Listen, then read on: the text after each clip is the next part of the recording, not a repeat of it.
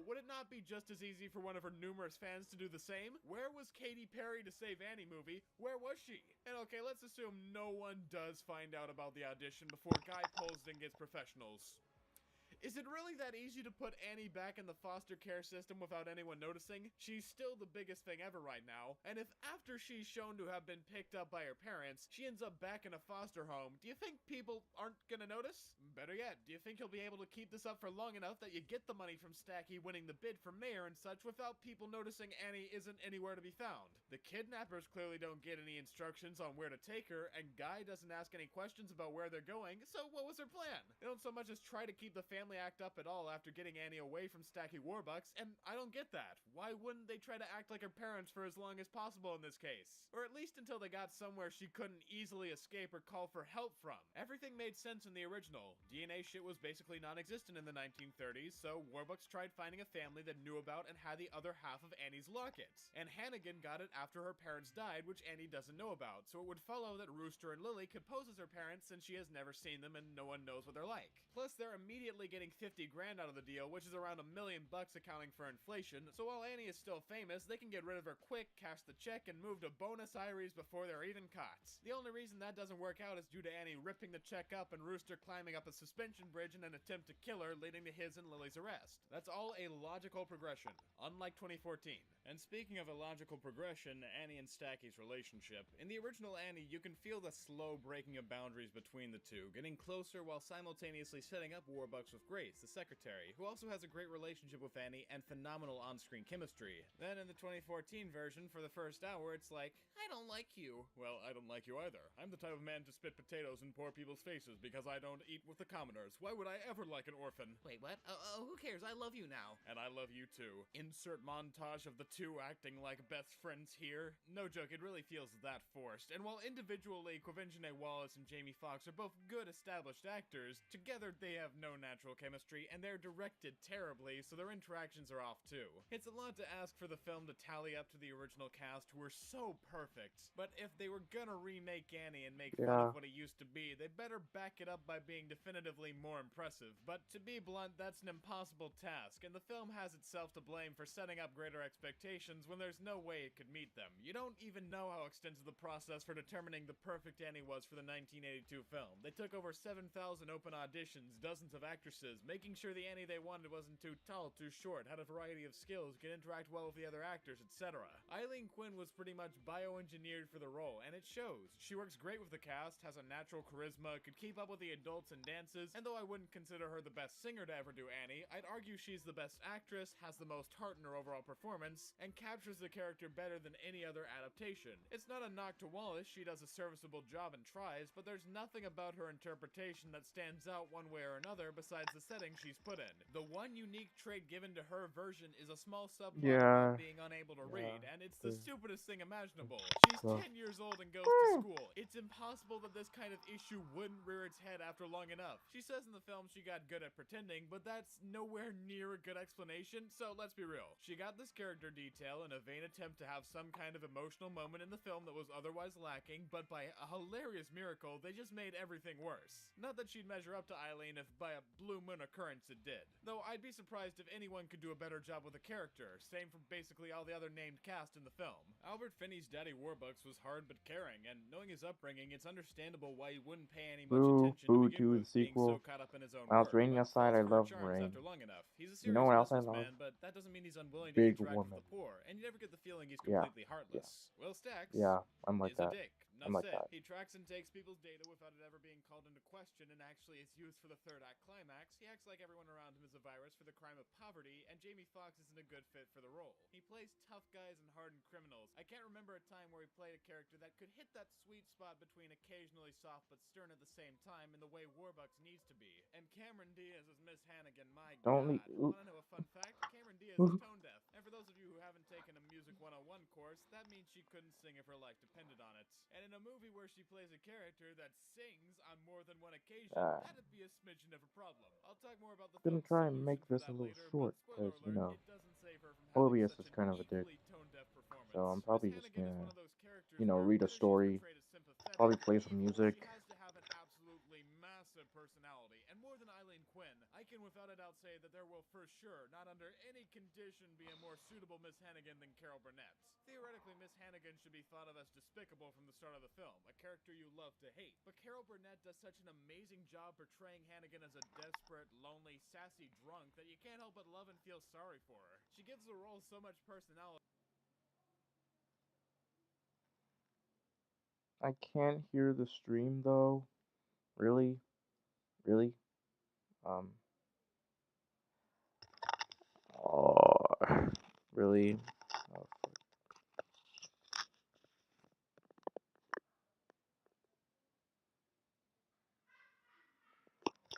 Oh, can't hear it.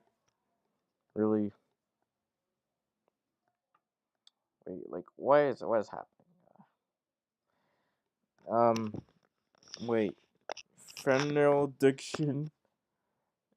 Oops. Yeah, I do that sometimes. I don't know which song to play. Uh. It's funny how only like two things appear that are related to fentanyl, and the rest are just about fentanyl, the drug. That's silly. That's very silly. Anyways, I'm just gonna play. No, wait, that's like a 49-second.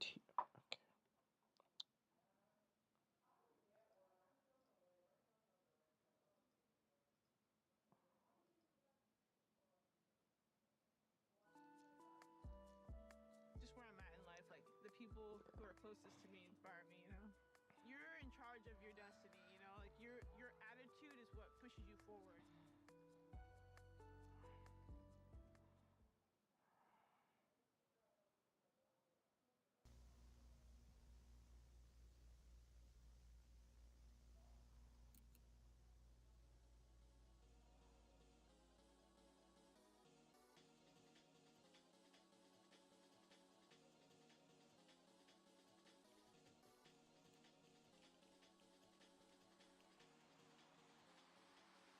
You see, guys, I'm subscribed to Femtanil. I'm cultured and awesome, and I like good music.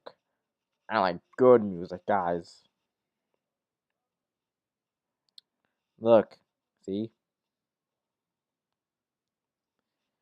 see, I have good music taste.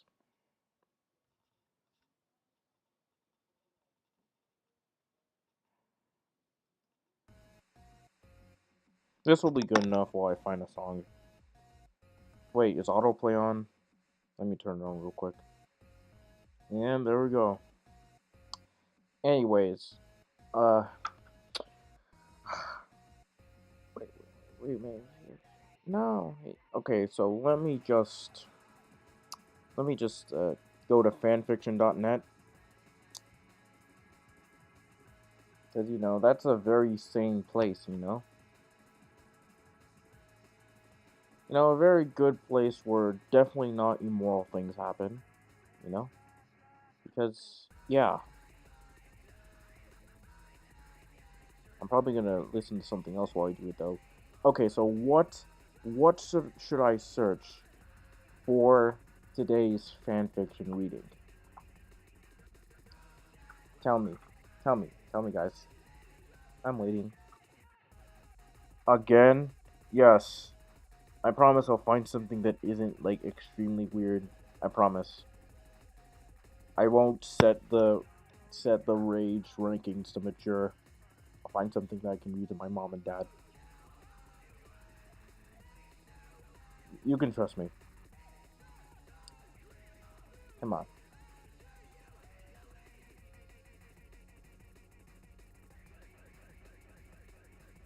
Sonic.exe. Well, I know you put a. No, you know you're joking, but I'm gonna put that in there just in case. Sonic.exe. Okay, we have the typical. It's just RP of Sonic.exe and Shadow.exe like it's Sonato and it's a lemon. What? Solo Soul EXE's defeat. Tifa and Claire versus Sonic.exe. Sonic.exe takes over the world. Sonic.exe invades Equestria. My Little Pony. My Little Pony X Song.exe. That's a real. That's something. That's a new level of autism I've never seen from this site before. Nico the Demon.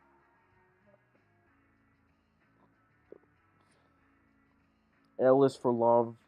EXE. Time of Fear. Deep Dark and Heroic. Lost Souls. It's based on Bratwurst's Song.exe videos, which is based. That's based. Bratwurst is one of the best iterations of Song.exe ever. I like him. Wait, is that Deathbed? Is that Deathbed? I like Mediocrity. It's a good mod, but uh, I like it. I like No More Innocence.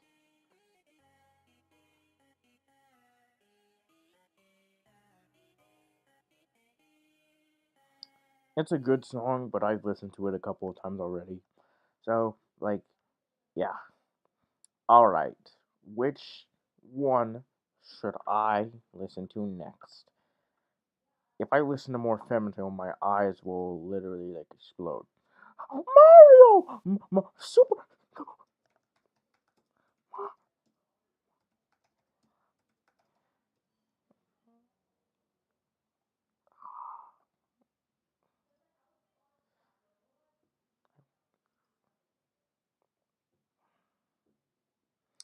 Okay, I'm probably just gonna do maybe Aisteen Harls. I've never seen this person before.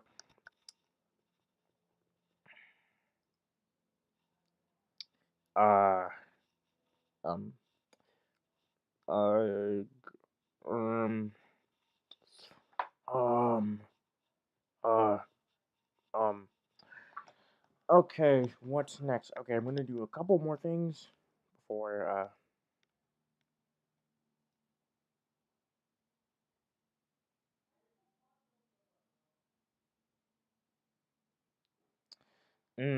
maybe this guy. This guy. I watched this guy, Super Marie give me money. Mario left. Man. No, no. Hi Mario. Colon 3. I like the game where you jump.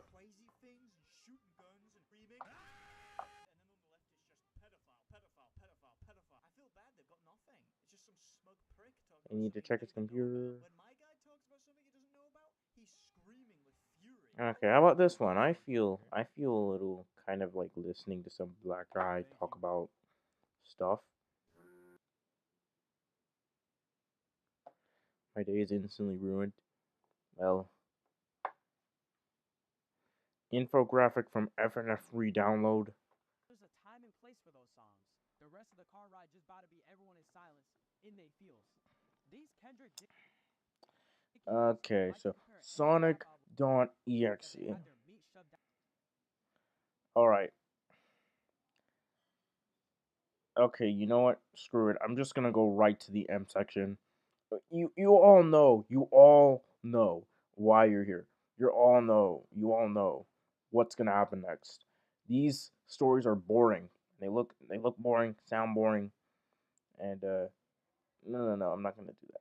Rated M for blood, then dead people, sexual themes. Son X Amy EXE. Couldn't even spell Amy right. Couldn't even spell Amy right. Sonic, you see the game. Wait, Sonic.exe is planning to marry his boyfriend? Boyfriend? What? Boyfriend? What? Sonic.exe is gay? I mean, he was, confirmed as bi by the creator JC. So, I mean, it's not really that surprising that people would make a gay Sonic EXE fanfiction. Literally, there's like literally, and look, see, if you like look a little deeper, if you look a little closer, you'll notice that where is it? You'll notice that's a crossover between Super Smash Bros. About Sonic.exe dating his boyfriend, and how is that even supposed to work? Like, are they gonna take the Smash in the title a little too seriously? Is that K plus there for nothing? I don't know. The thing is, it doesn't Oh matter my if god, you and can it's improve another a ad. tractor, It's another dozer, or even mow the lawn. By helping to provide ad. these Let's essentials, get that out of the way. Anyways, let's just turn on the filter and get this over with. Rated M, I'm ready. Okay. There's only like 4 of them here. Only 4, which is good. My brother accidentally destroyed the save files. Then kill him. Honestly, kill him. Go right ahead. Kill him. So, Creepypasta City. Halloween in Zalgopolis is in a way like their Christmas. It lasts a week, is all over the place, and is even worthy of getting them off for work. Of course, the human world doesn't take the beloved holidays seriously. Despite this, 3 kids from the city wish to trick or treat in the human realm this year. Ben, Sally, and Sonic.exe. Should I read this one? Should I? Um, it seems cool. Seems like a cool song. Oh, I mean, story. I'm autistic, sorry. But unfortunately, the truth is, we're not going to read that one. I'm gonna I'm gonna type in a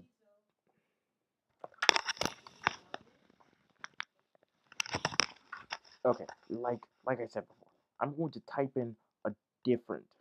No. We're gonna read this one. We're gonna read this one. Verifying that you are human.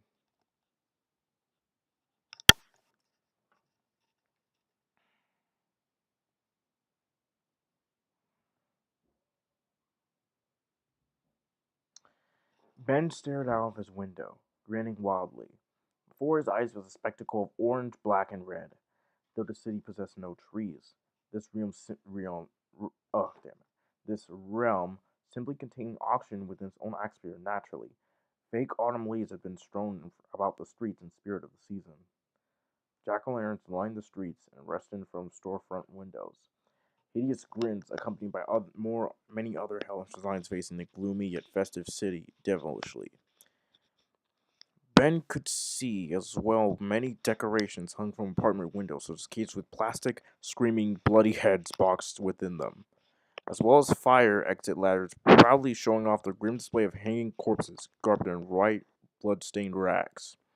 Between two of the buildings at the three-way intersection, there was a large banner sporting the same colors as the rest of the city was currently wearing, like a bloody badge stating "Happy Halloween, Zagopolis." Spence smiled. The season of the witch was truly upon them. Blue Cat is a robot, guys. I'm an alien cat, but I'm not a robot. Sorry. Evil Luigi be like, I love you. Okay, I'm just gonna keep reading the story. I'm gonna keep reading it. In the realm of the humans, Halloween was a cherished holiday, but one merely for fun, not celebrating anything actually important like Martin Luther King Jr. or the birth of Jesus like those other holidays.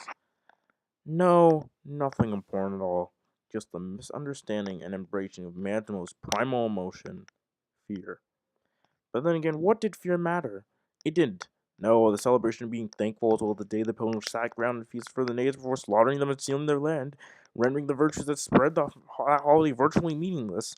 Now that's worth celebrating. No. Creepypastas took Halloween very, very seriously. To them, ignoring Halloween was a sin by every meaning of the word. The despised the humans' world lack of caring towards All Hallows Eve. It was repulsive, honestly. Despicable. No, the creatures from the creepypasta city treated Halloween like their Christmas, although it was a holiday celebrated in their realm. Believe it or not, they canceled school for a week. Trick or treating lasted just about as long, and Halloween stories were an event practically. Going to a Halloween store in Creepypasta City was like stepping into an amusement park where the gift shop was just as important as the ride themselves. There were games, there were attractions, hell, one or two of them even had small roller coasters, albeit under rare circumstances. Wait, is it? Okay, it's still going. That's good. That's good. Ben was suddenly pulled out of his fantastical daze when he heard the door to the bedroom open and shut, causing him to jump slightly. The tunic-wearing blonde turned to face his roommate and legal guardian, a blocky, milky-eyed fellow by the name Herobrine. Herobrine is in the story.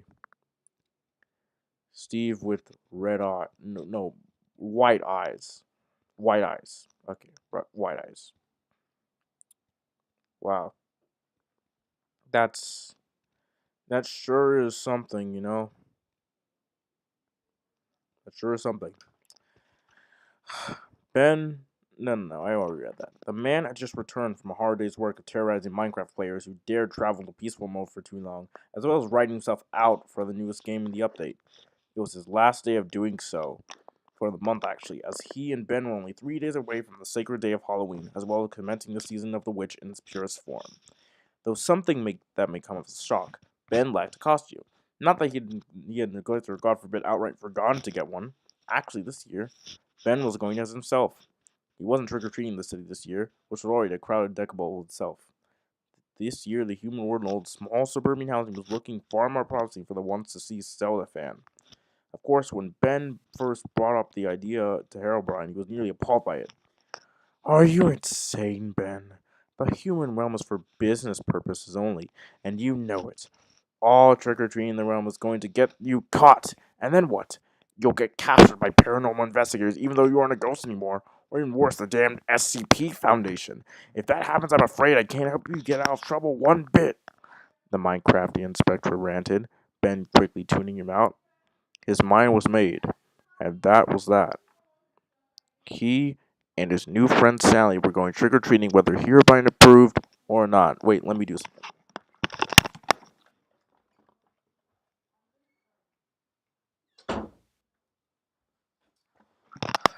Alright, let's continue reading. Wait, let me check the chat first. Herobrine.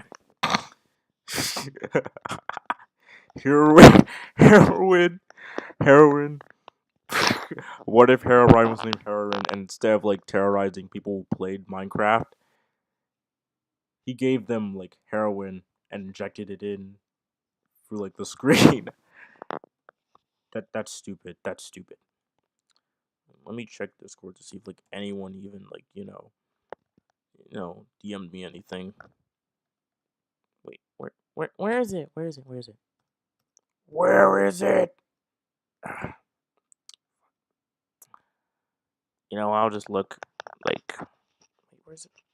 Ugh. You know what? Never mind. I'm just gonna keep going. Whether Herobrine approved or not, Ben actually had later told directly to the man blocking man's face after a lengthy argument. Herobrine eventually caved in out of pure exhaustion and told Ben, "Fine, but under these rules, you go at 7 and come back at 9, no later. You talk to no one but each other and the people you're asking candy from, and you stay in the neighborhood. You are not allowed to go anywhere else but home. Do you understand me?" Ben nodded blankly.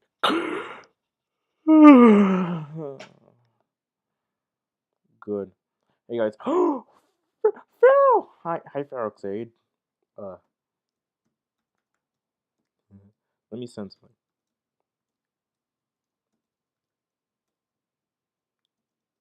There we go. Perfect.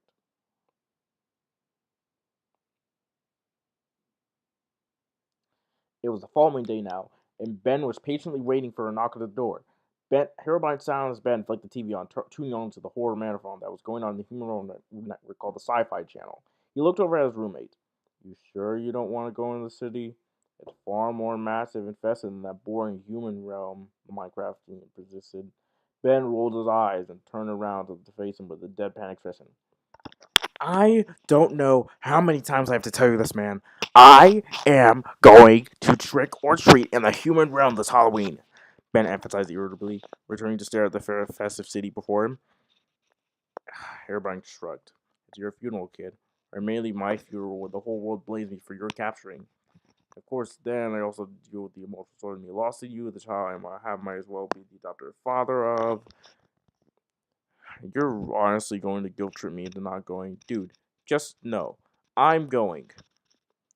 Sonic's going, and Sally's going. Me and Sonic are technomancers, you know? We could probably turn our arms into spears or pull out the power to the whole neighborhood. We need a quick getaway. That and Sally's learning a way around her knife and take self-defense classes. We can more than take care of ourselves. Hero Brian facepalmed, his blood pressure raising slightly. Ben, you and Sonic both know as well as I do that you're not experienced enough to do incredible feats like that. You could barely take out a light bulb or turn one of your fingers into a pocket knife. You two haven't honed your skills or even learned enough properly to protect yourself from capture. That and Sally just started learning. She can hold on her own decently, but that's when you get someone a little bit bigger than her and just one at a time. She can't be expected to fight off an entire group of maybe SWAT team members or even SCB capture crew, and they both have guns for Christ's sake. Ben began to turn out Herobrine and he went into full Rambo mode. Although he did understand where the man was coming from. Sorry. He'd gotten the general concept and his talking was going to unnecessary fodder. He simply divulged into mindless moaning, simply thinking to Ben and Sally's arrival and getting slightly annoyed as he knew they were now late.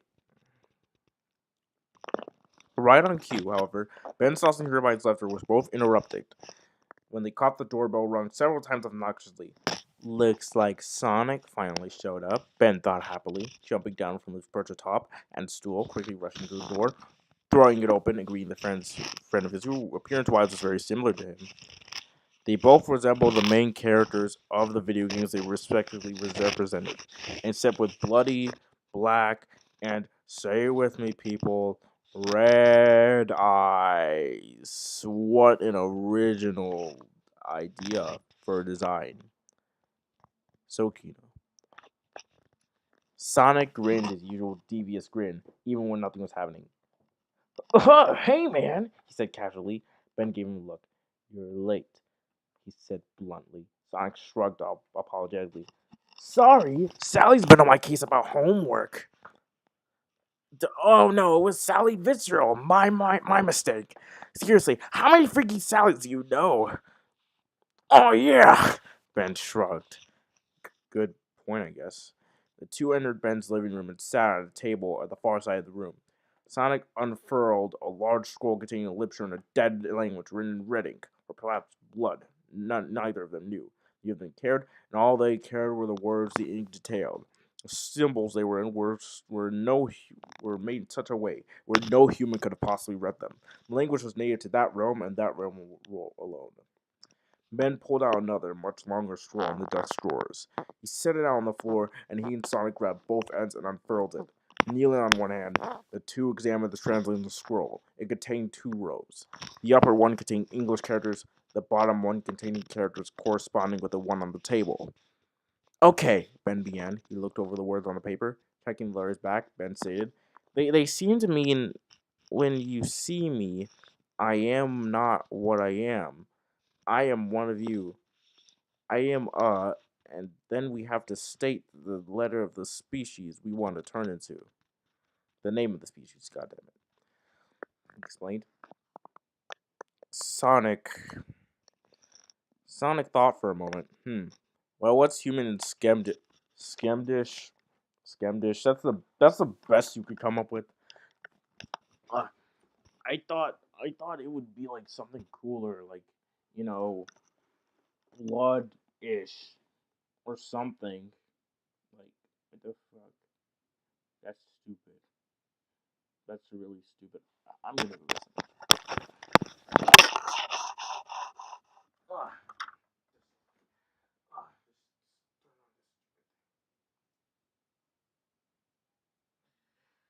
ah.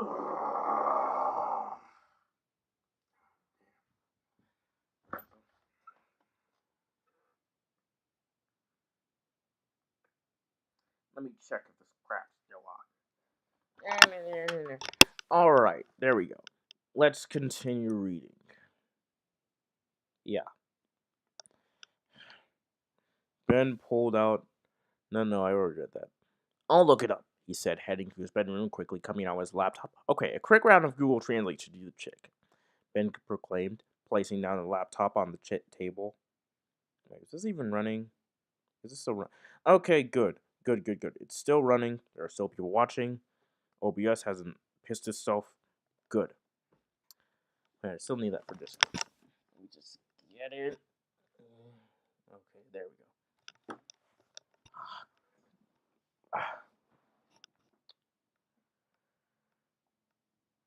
Wait, did I? Oops, I accidentally, went down. Oops. Yeah, this is getting a little boring. Wait, why did we tear out that old scroll from the library archives if we're just gonna go on Google Translate? I did the wrong voice. Sorry. Sonic asked, only to be met with silence from Ben. He rolled his eyes as Ben quickly brought up the function and typed in human. Its skim just came out as Abdullah.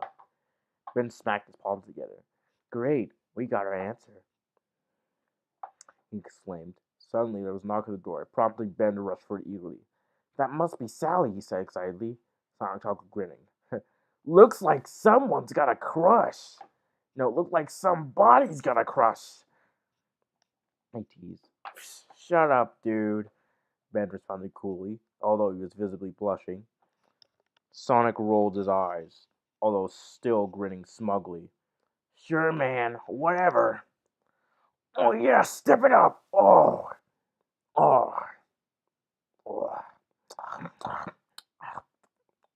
Wait, how would a pairing between Ben Drowned and Sally.exe even work? They're both two completely different things. What would their kid even look like? I'm getting too deep. I'm getting way too deep. Sure enough, the minute Ben flung open, he was met with a pink dress wearing girl himself. Sally smiled cheerfully when she saw Ben standing in the doorway. Hi, she said quietly. As she usually did, Ben ushered her inside. Make yourself at home, he said.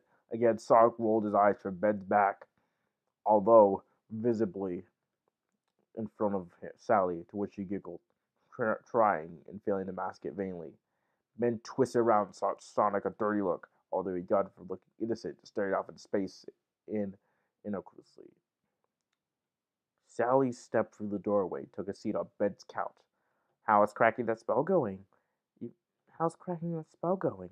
You got the Skimmish to English translation scroll, I see. That's good, Sally again said very shyly. Sonic shrugged. We got it. Well, at least what the spell says was I found out the word for human, which is Abdullah, so that's good too, he said. Sally noticed how Sonic came off as sort of awkward sounding rather than cool when he said it. Man had already typed the rest of the words from the scroll into his computer.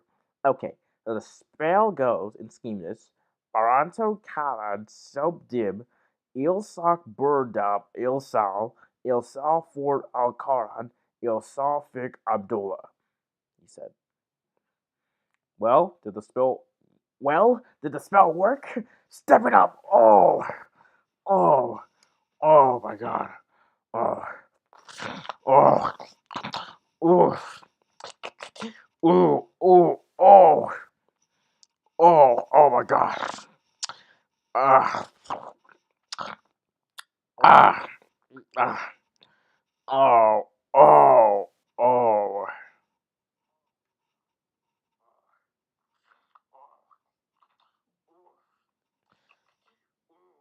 Oh. Oh my god.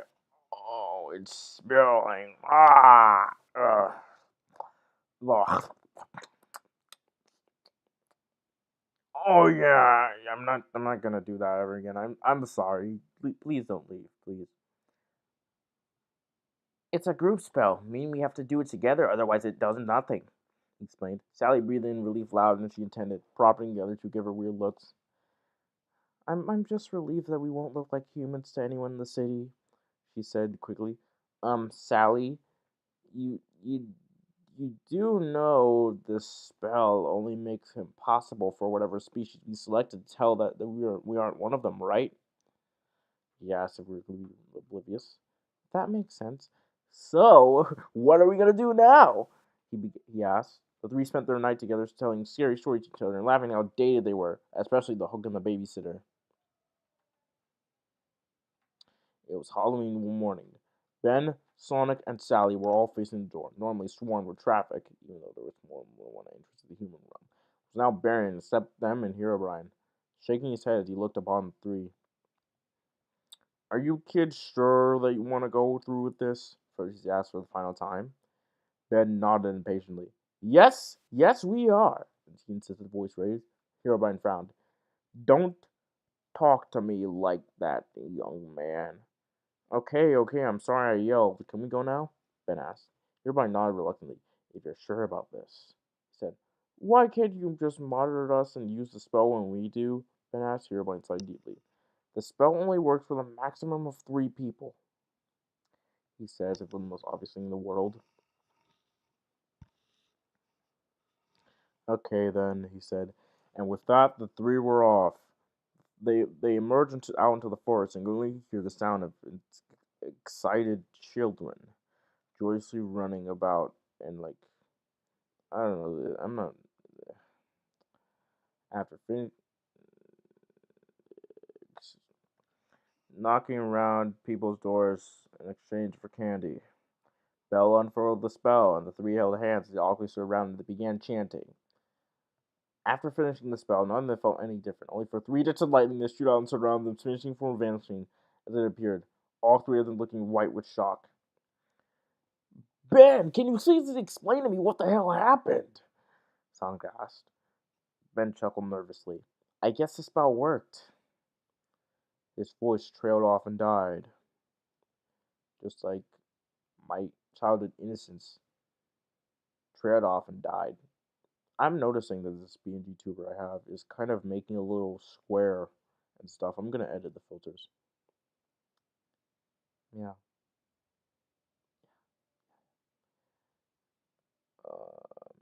Maybe just adjust it a little bit more.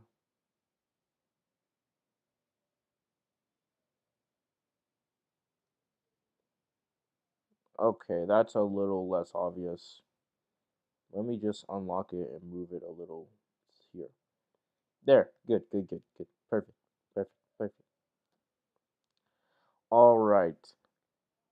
Uh, Sally who was surprisingly the least pale of them all. Yeah, the spell must have worked. Are any of us hurt? She asked, eyes obviously staring at Sonic. No, he grumbled. Good, and now that we're done whining, let's get moving, she said cheerfully. Sonic rolled his eyes. Huh, girl's got a bit of an attitude. Oh, yeah. Sonic mumbled over to Ben, who gave him a look. Dude, don't be an ass, he said. Sonic rolled his eyes again as the three moved out into the neighborhood. It was quite a spectacle for the size of it. All around, lights danced around, jack-o'-lanterns staring back with all sorts of hideous designs, decorations of all kinds, cheap, expensive, bubbly, morbid, faced the streets. The air was practically made up of a thick scent of fall, not a single green leaf in sight. Ben inhaled deeply, exhaling only after his lungs had been absorbed by every last bit of fall he could get its metaphorical hands on. It was then that he took the time to notice the costumes the trick-or-treaters of all sizes were in. Ghosts, monsters, zombies, pirates, princesses. Ben actually chuckled when he spotted a couple of Slendermans and Jeff the Killers. He could have sworn he also spotted a Ben, but it was just someone dressed up as Link. Sonic and Sally had to practically chase after Ben as he drove into the crowd. They both stopped at a small house at the corner of the street first. Before knocking on the door, Ben reached into his hat and pulled out 2 pillowcases he had smuggled from his apartment, handing them off to his 2 friends. Sally raised an eyebrow to him. Wait, what about you? She asked. Ben silently answered her question by waving his hat in her face. She pushed it away and gave him a glare, which he looked away quite awkwardly. The three began knocking on doors all over the neighborhood. asking for candy with those three infamous words, "Trick or treat!" Their bags filled quite quickly, all the while they marveled at the decorations the neighborhood had to offer. So I hope people are still watching this. I don't know if they left or not, but that's okay. That's okay. I love this VTuber. Witches, zombies, clowns, spiders, snakes, corpses, ghosts galore. They line the streets and houses, accompanied by a parade of orange and red lights. This neighborhood was the one that definitely took Halloween seriously, no matter how many times Ben had claimed to that in the human world that Halloween was just viewed as a fun time to be scary, nothing else. This place begged to differ. It was almost like a competition among these people to see who could decorate their more lawn with more death and despair, being used to entertain horror junkies and children alike. The group was fascinated at how dedicated one neighborhood could be to just be dripping with October. Sonic especially was shocked at how such a low-key place like a neighborhood could look just about as festive as an entire city.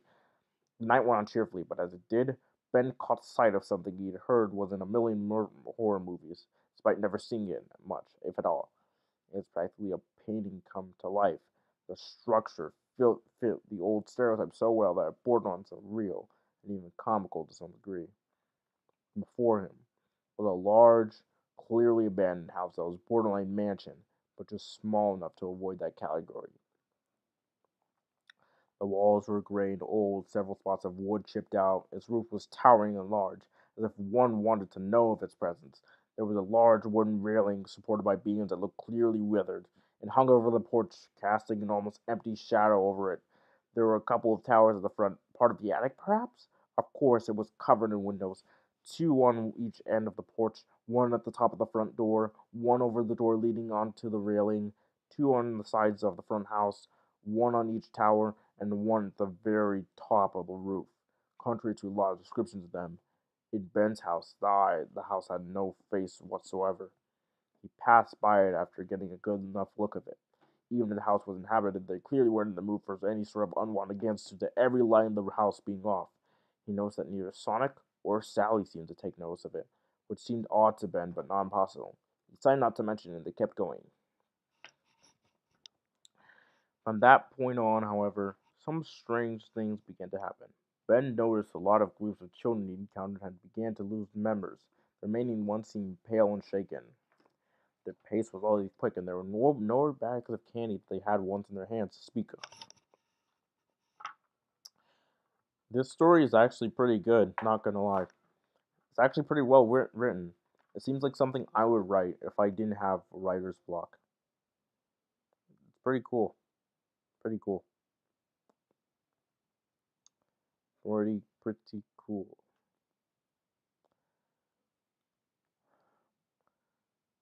Some of them vanished altogether. Then there was a growing crowd of kids heading in a certain direction, back towards the house.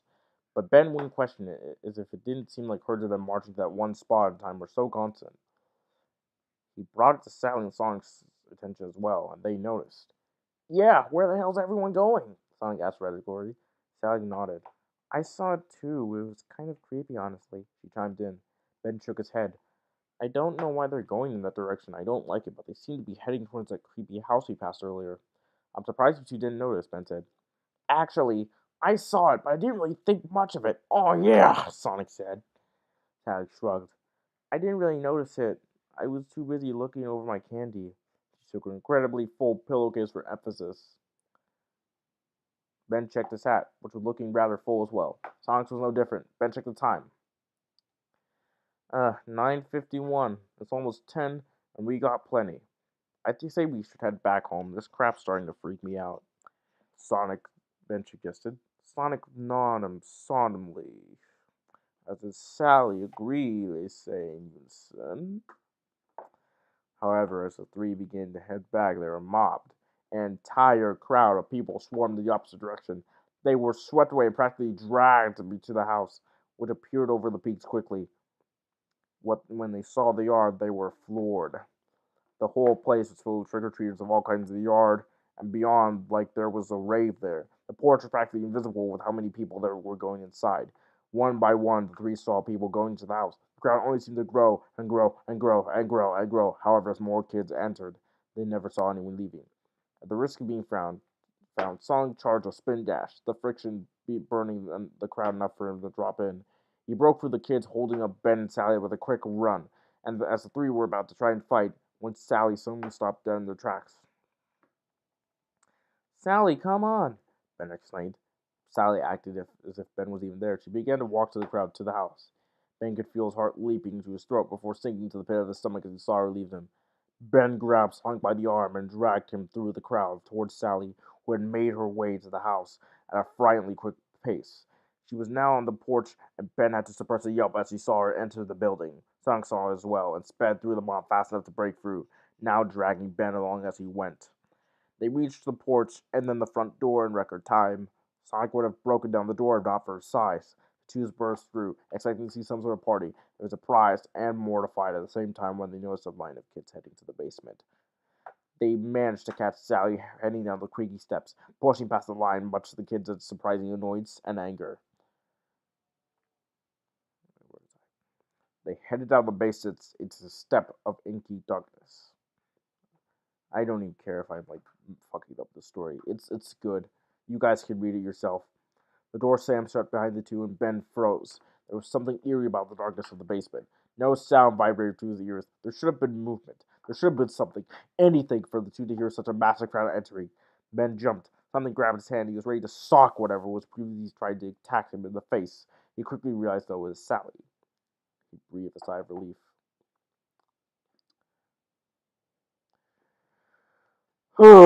Sally.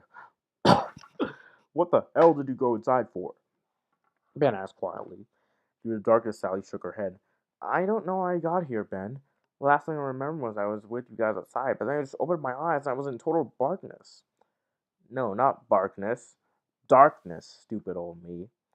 I thought I went blind until I saw the light upstairs. That's when I saw you guys run down, she explained in the panic. Ben took a deep breath, and I should too.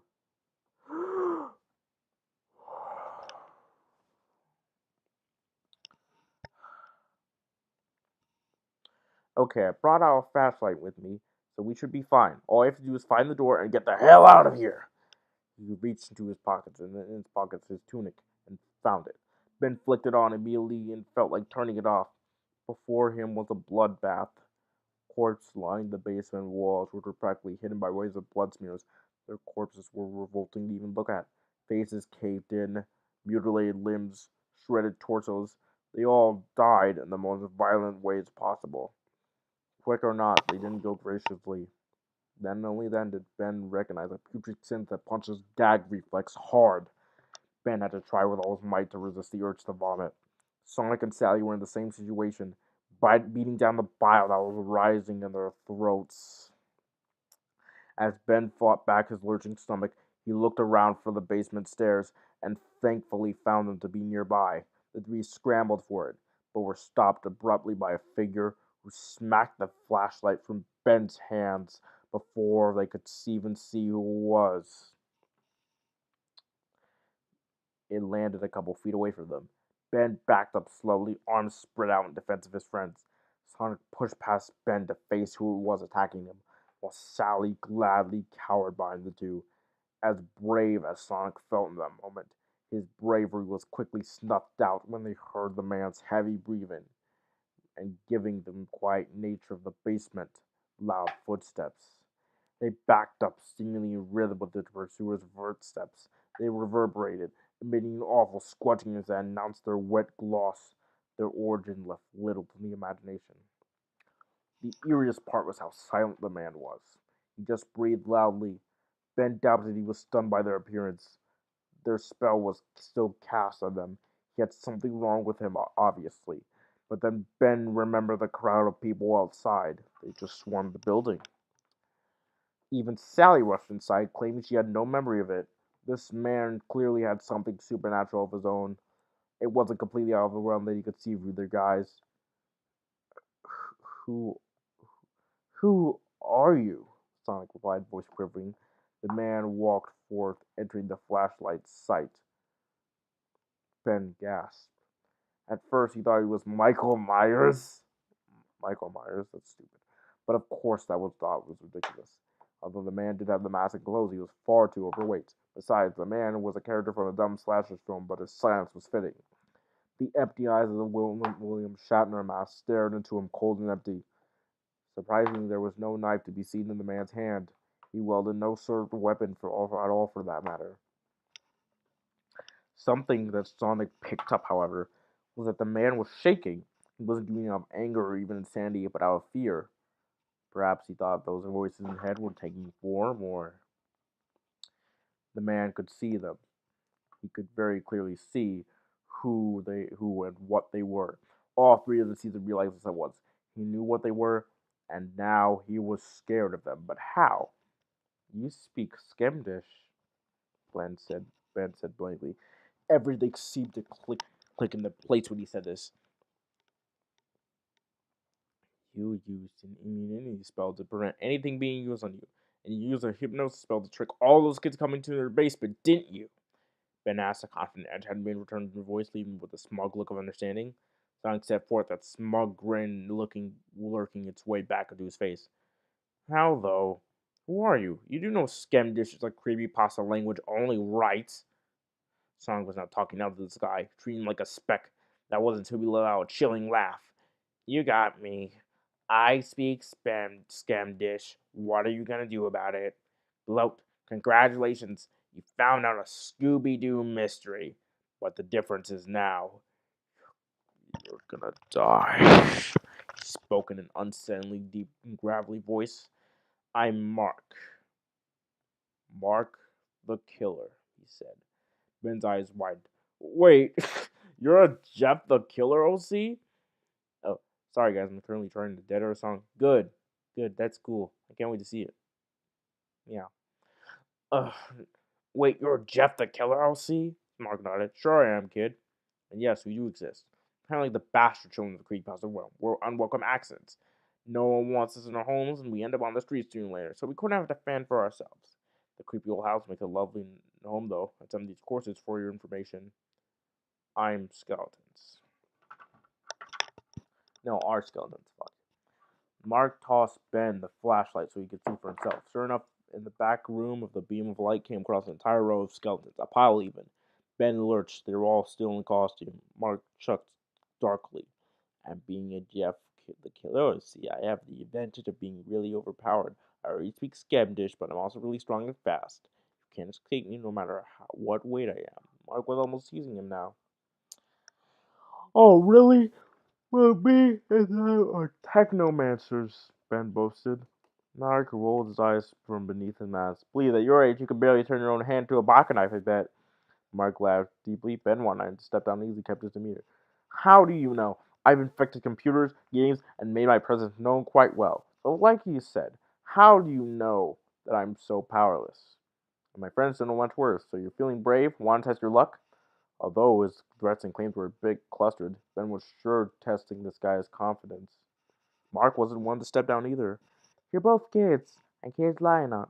Basic intimidation tactics aren't gonna work on me, kid.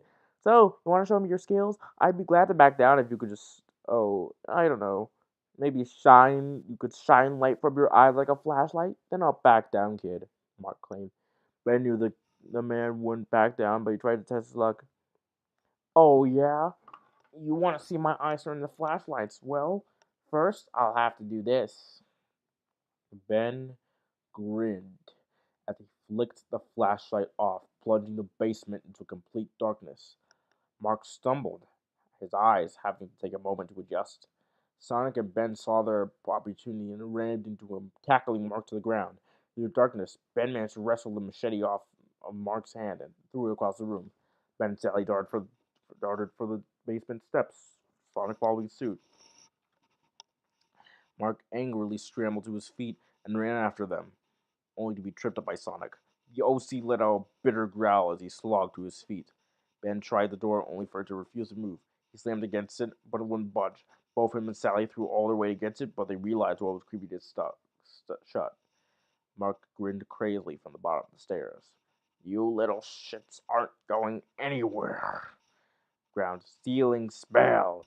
Ben muttered over to Sally. Mark was upon them quickly. He grabbed Ben and was out there, violently smashing against the door with Sally, pulled up the steps and got Mark right in the leg. The killer yelped and let go of Ben, tumbling down the stair with a sickening crack. At the top of the stairs, the three stood at the steps. Mark didn't move and didn't appear to be breathing either. Ben sighed in relief. Nice one, man. Think you got him, he said. Sonic grinned. Hey, all the days of work. Gotta go fast. Ah. Ah. The two stopped when they heard Sally whimper. Ben looked over. She was sobbing. Softly. He moved next to her and put an arm around her shoulder. Hey, it's alright. He's dead now. He can't hurt us anymore. Ben said calmly. Sally shook his head. You killed him. She said, Sonic, voice shaking violently. Sonic sighed. Hey, I had to.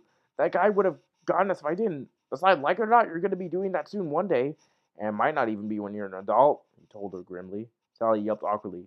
Not helping, man. Sonic rolled his eyes and tried the door. It wouldn't open. Sonic tugged on it and pushed it as well. The mob would tilt out of the way, but the door wouldn't even budge, not even with the small confines of the lock. The three froze when the sound of boards creaking softly entered their ears. Mark was still up. Sonic pushed Sally and Ben to the wall to avoid the man's insane lunge for them. He slammed the door instead, allowing Ben to attack his legs, running to them and sending them down the stairs once more. It was then that they heard an almost grim click, followed by the slow creak of the door.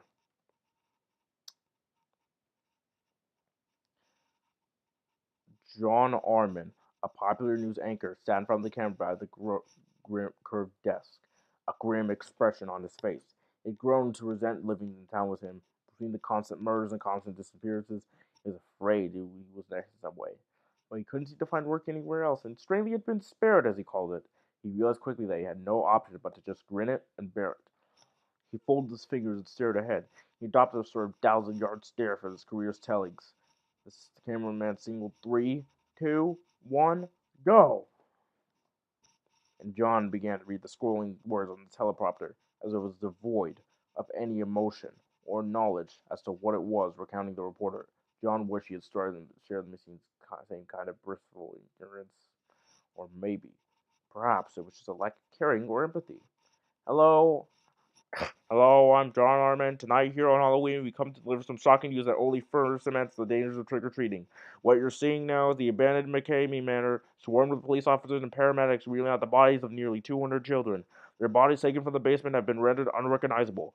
In the basement with them, a man in a Michael Myers costume was found on his back, neck broken at the foot of the stairs. He's yet to be identified. The man had a butcher's knife in head. He purely lured these poor children. Some of their skeletons for previous Halloweens had mutilated them. It was even more amazing the amount of trick-or-treaters waiting to get inside the manor, as if it was some sort of party. Thankfully, the man seemed to have tripped and fallen downstairs to his death before any more children could go to that basement of death. I'm John Arman, and we'll have more on this horrifying massacre tonight at 11. Bear stared at the screen, pale. Your mind had a vice-like grip around the boy's shoulder. Initially, when Ben explained to everybody what had happened, he expected a scolding going full force with his plan, only to get nearly all of them killed. He was just thankful for that the boy was okay. Herobrine was somewhat proud of Ben for drowning someone like a Jeff the Killer OC, given the nature of them being Mary's shoes. Herobrine was surprised that Mark wasn't more powerful. Of course, Sally had gone home to Jane, who was currently holding her while she shook and sobbed quietly, and Sonic was proudly recounting how he kicked the ass of a Jeff the Killer OC. Herobrine looked down at Ben and smiled softly. You did good today, Ben. You did good, Ben grinned. I know, it was pretty cool. Sonic, he replied smugly. Oh, and one more thing. You're never going trick-or-treating in the human world ever again. Ben nodded. Agreed. And that's the end of Creepypasta City. Apparently this was episode 2, so I didn't even get to read episode 1, but I honestly don't really wanna, because I'm lazy and fat and dumb. But I'm pretty sure, like, if you guys are, like, still listening, what do you guys think about that story? It was definitely a pretty interesting one, to be honest. I didn't expect to get invested in a story from, like, almost, like, 9 years ago.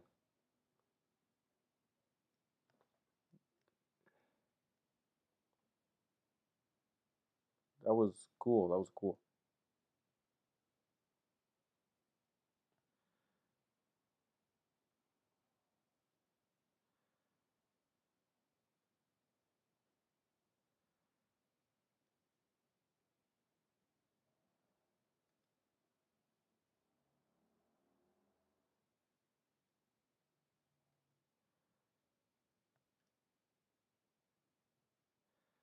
Apparently, this story over there was a rewrite of the SpongeBob movie, which is epic because the SpongeBob movie is peak cinema,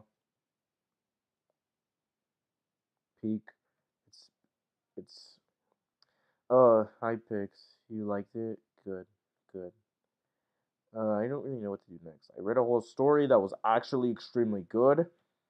It did make me want to kill myself, like the last couple of times. He didn't have Song.exe whipping out his massive BBC and like putting it in Sally's mouth or anything like that. It was actually well good, well made. Actually, an interesting premise with creepypastas living in some really big place. Human realm stuff. That was actually pretty good.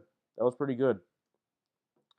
Honestly, I liked it. I really liked it a lot, even if it was just some edgy fanfic. They've only written like 5 stories, but man, to be honest, I think they should make more. They should make more of this stuff. I don't know where regular showman is, but they seem like a pretty cool dude. Not gonna lie,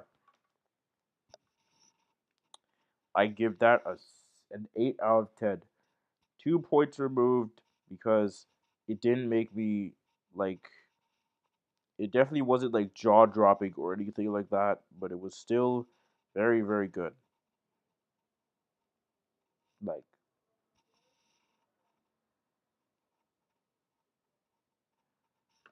you know,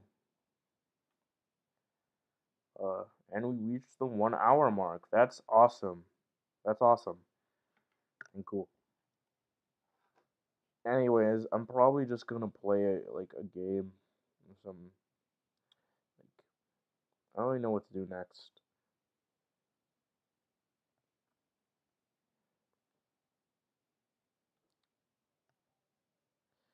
Let me check the chat again.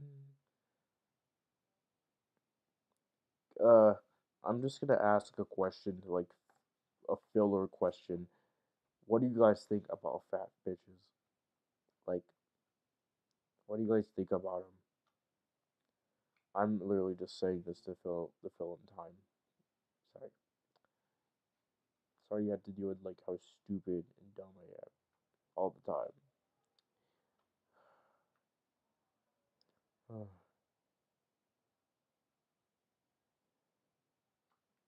Anyways, I did get like a lot of support on like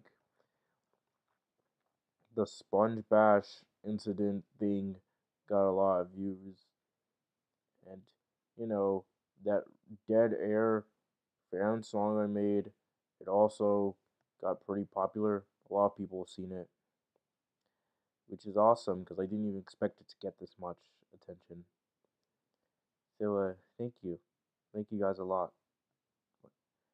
PNG Tuber just like exploded.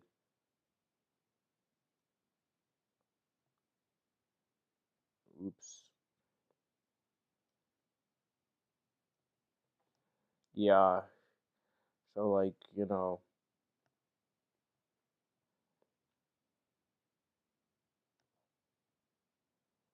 oh, I'm back again. Hi, hi.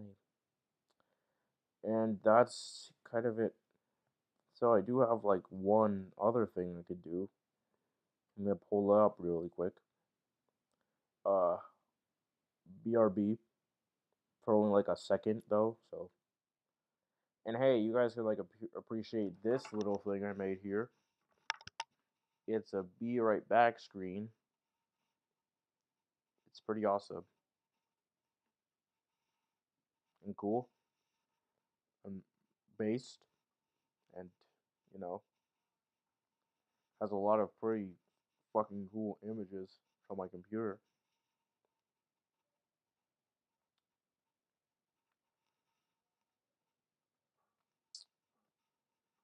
I'm gonna play more fentanyl.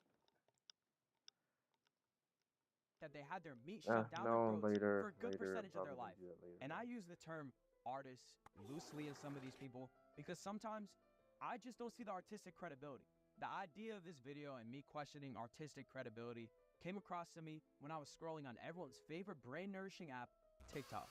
When all of a sudden I came across this video right here of some motherfucker crashing out on some drums at a table, beating that shit like my dad the day he found out I spent my time organizing and ranking Kanye mumble albums. The worst part of this video isn't the fact that this dude gotta be tweaking off the gas station fed carts to be making this shit. But nah, it's the fact that people are genuinely watching Let me and just, listening to this shit change like my this is some God's gift to screen earth. share. Like, dog, what are you nodding your head to?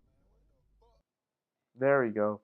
See, guys, look right here. That's the picture of my PNG tuber that I made, like, really quickly, like 5 minutes, I think.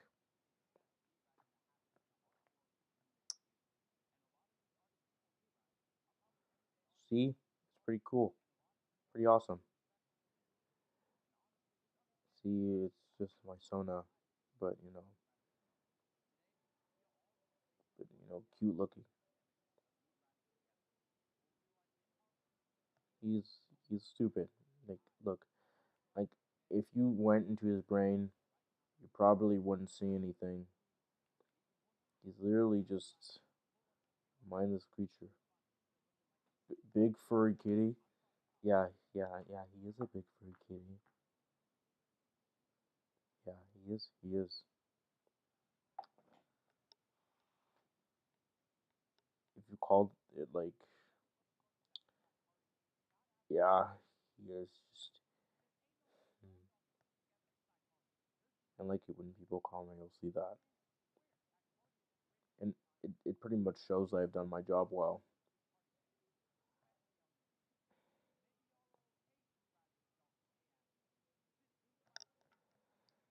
Anyways,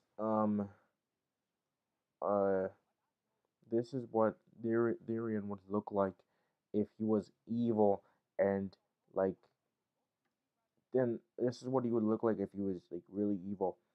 Okay, let's give him that. No. Let's. So, like, look. Now he's evil, and now he was like about Foolish Friday DX real.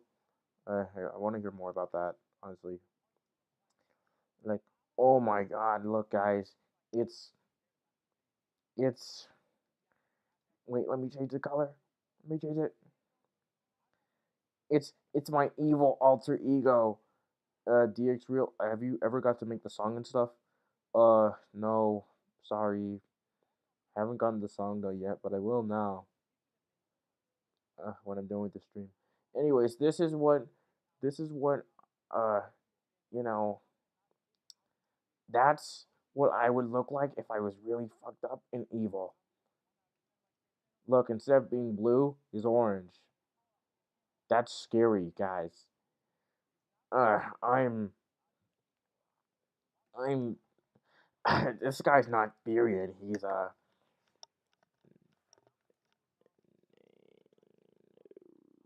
He's Nanrith.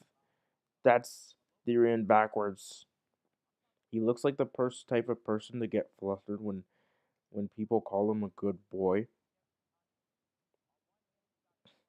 Yeah, he would definitely get flustered if you told him that.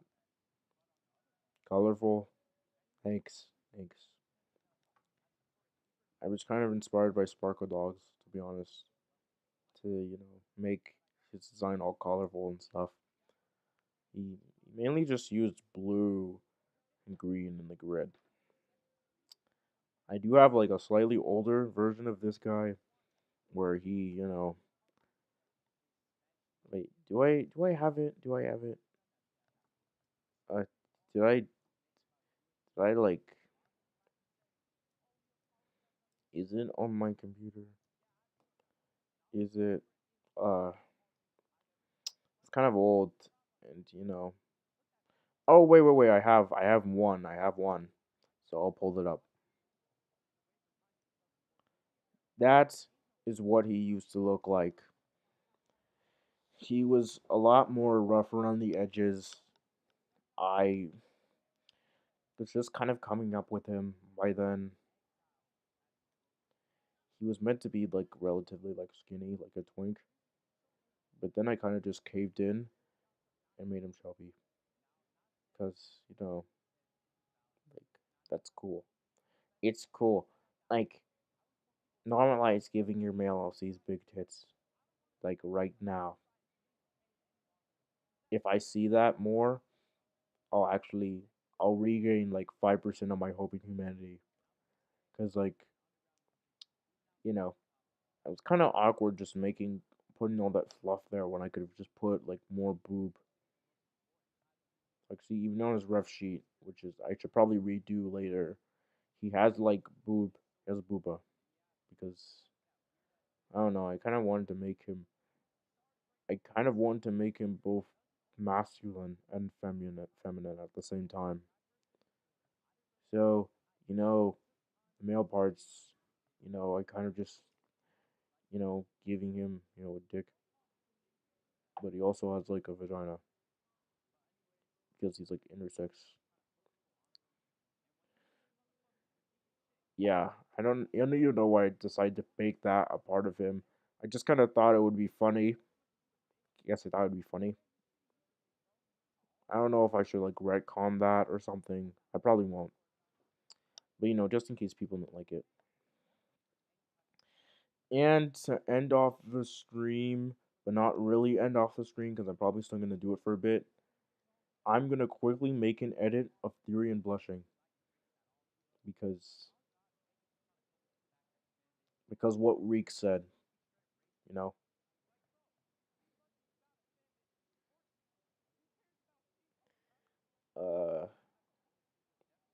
Let me just get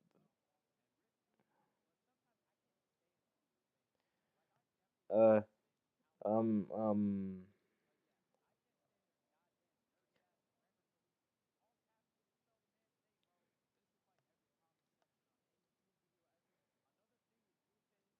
no, that's a little too down. There we go. There we go.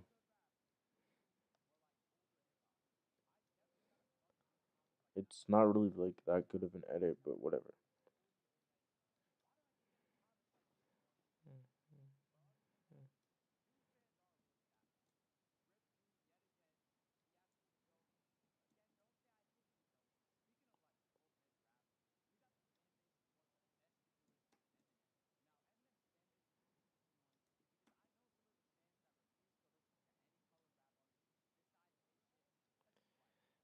There we go. He's silly. I don't really like how I made this edit though, because like, you know. There we go. Now he's blushing. Yes, that's cute. That's cute.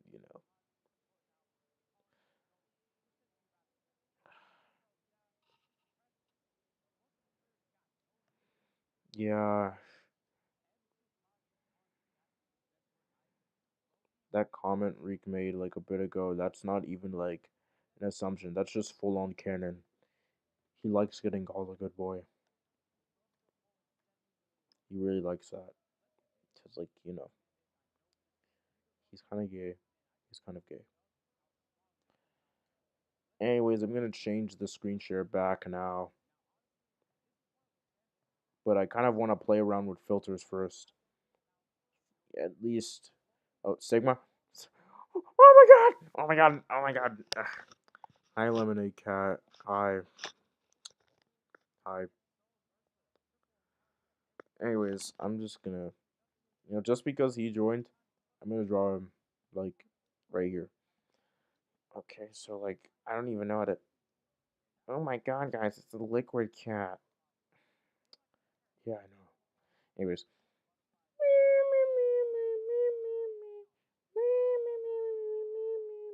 No, no, no, that's like too fat. That's too big.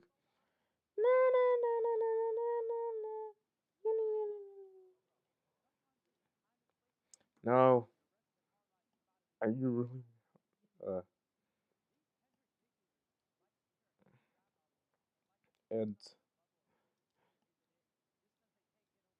um uh it's not like accurate, but I'm not pulling up a reference. Okay, and then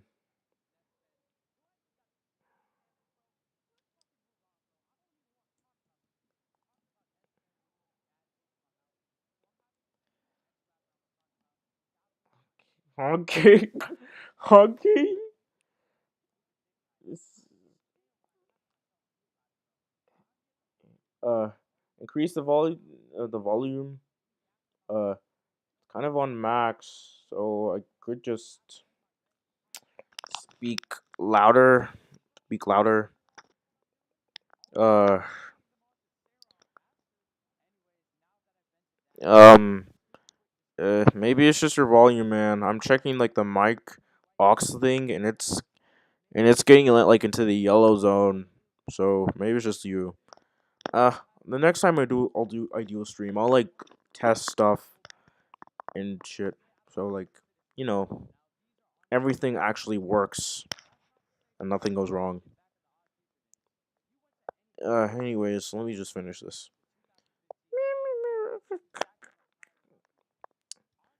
Okay, there.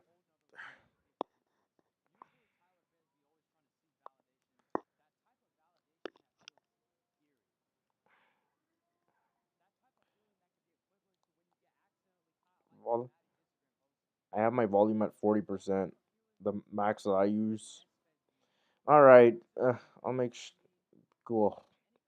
Anyways, um, there, there, guys. Look, it's that one guy.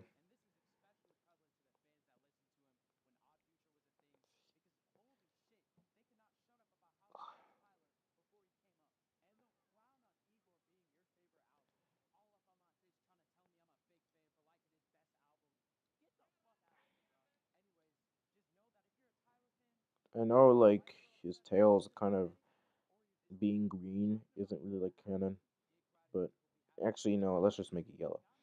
Anyways, it's that one guy that made Passion Flow and like Sparkly Fighters and you know, all that cool stuff. See, uh, this, and then I'm gonna draw me right next to Lemon, cause like.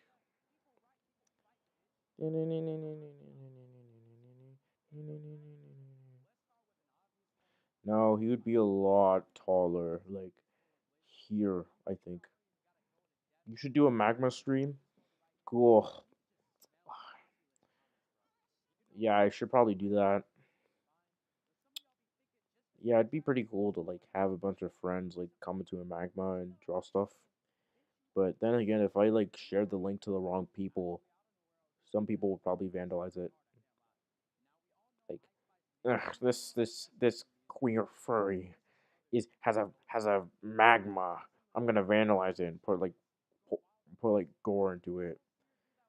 But yeah, I'm never mind. I'm overreacting. I'm just gonna finish this shit.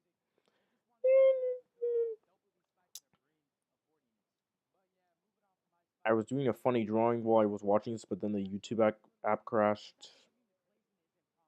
Uh, I don't know if I should like read out comments that I get in here, because like some people might be like bothered by that, or they might think I'm just like trying to like. Also, who is that yellow fellow? It's let me type his name in here. It's this guy, and also, oops, I flipped it. I flipped it. Okay, there. It's this guy, but they're also this guy. Yeah, there we go. See, there he is. This is like a plug, though, so he should be thanking me, because uh, yeah, that's him. That's him. They make like video games and stuff, which is pretty awesome. And they also have an itch.io where they make games.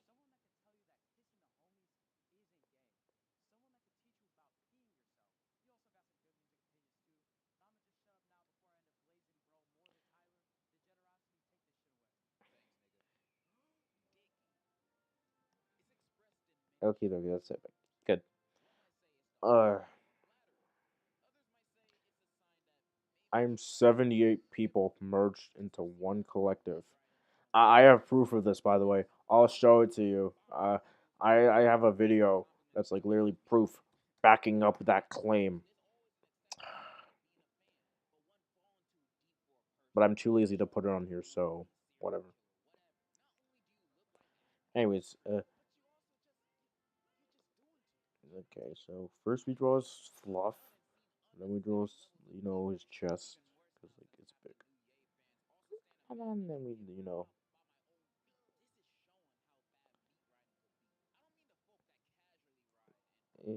but I have 420 more. Yeah. Yeah.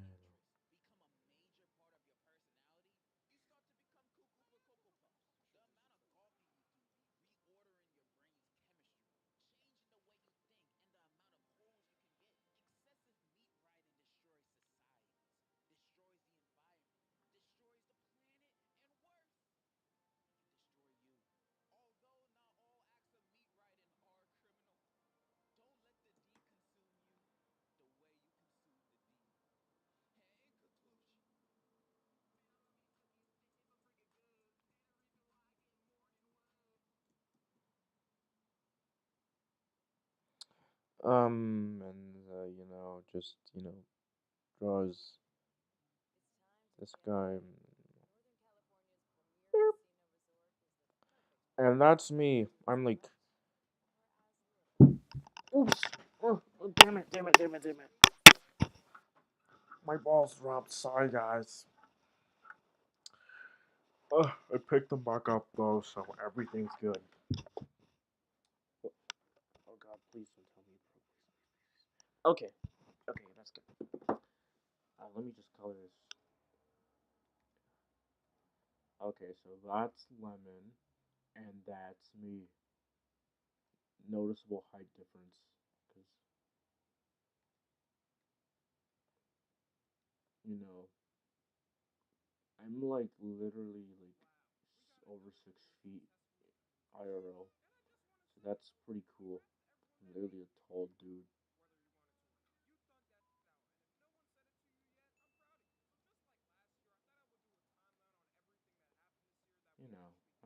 I'm just built like that.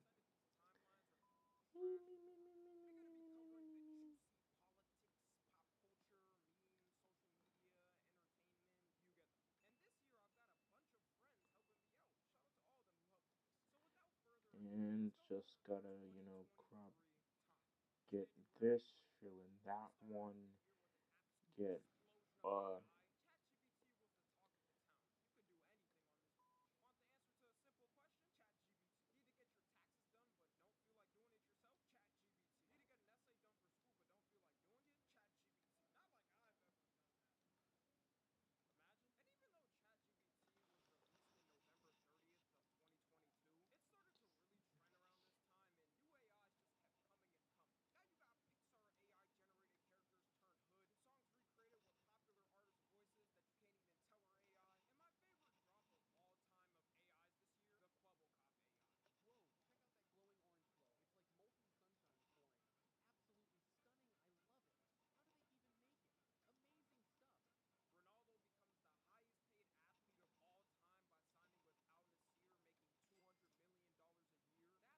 wait, why is it like bouncing even though there's like no audio?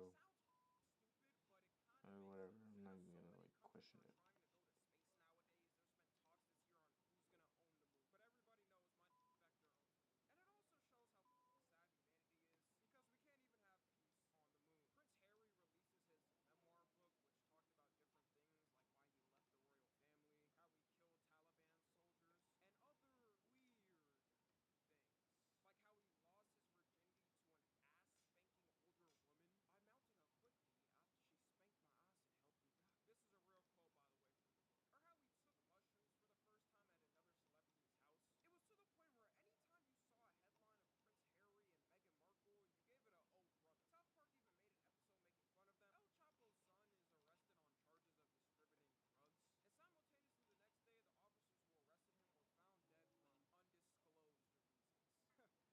And there we go.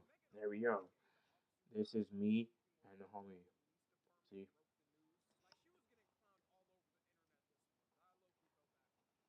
Okay, let's move this guy down a little. And then, no, it's kind of off again. And there you go. That's me and my friend. Uh, yeah. Uh, I'm probably gonna like post.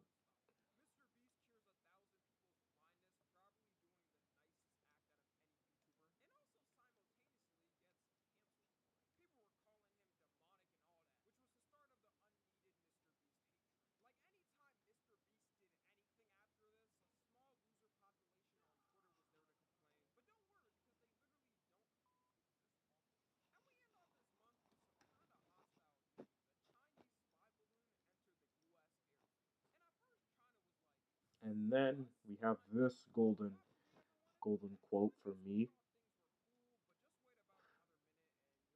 It was from my dark and it was from that one time when I was like really uh it was it was from a very dark time. I don't like talking about it.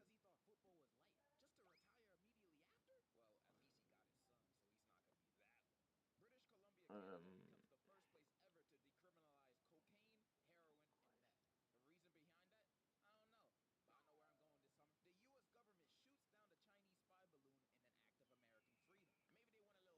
that message is so me.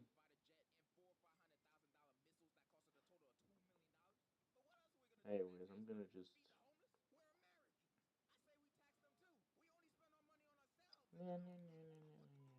okay, I'm gonna screenshot wait, I'm gonna screenshot this and we should be done.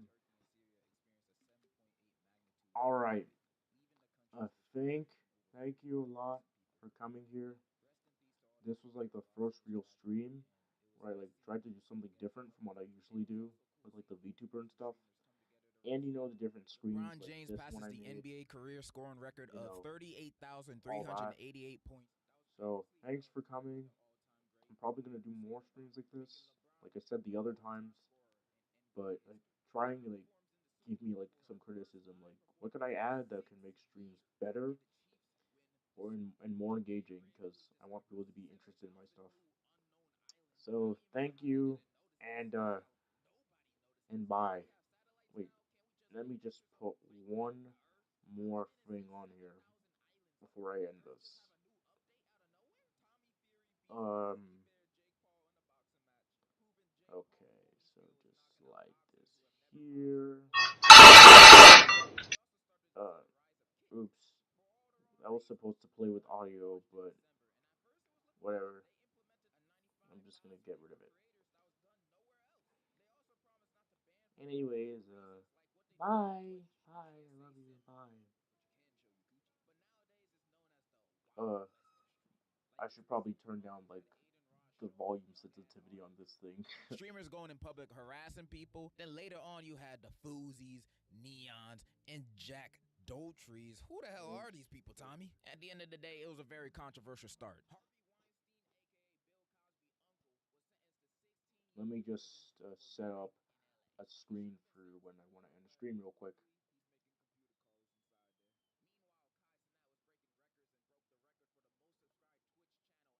I don't have bones. No, no, no, no, no bones. Like, I don't know how to adjust the audio on this thing. No bones. Yes, no, yes, no, no, no bones. No bones, no I don't know. bones, no If it bones. is and it's like blaring to you, I'm sorry. I'm still new to this thing. I'm just gonna place a couple images on here.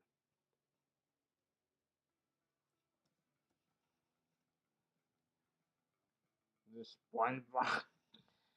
Yeah, that was stupid.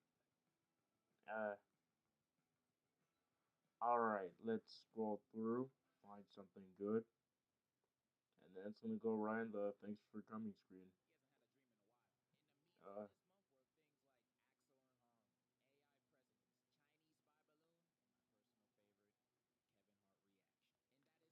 Okay, I can place this here.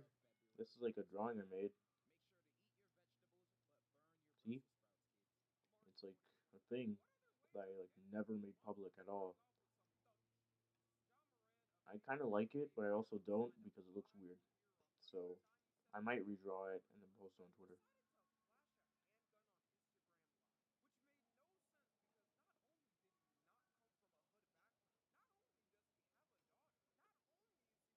I don't have bones. No, no, no, no, no bones. Yes, no, yes, no, yes, no bones. No, no, no, no, no bones. 100% bone free. No, no, no, no, no, no, no, no, no. Hey, what's this image? Okay. So, let me just add one more and then the stream will be over.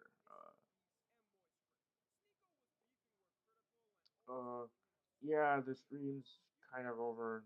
I don't really have like any more ideas. Uh, so bye. See you guys later.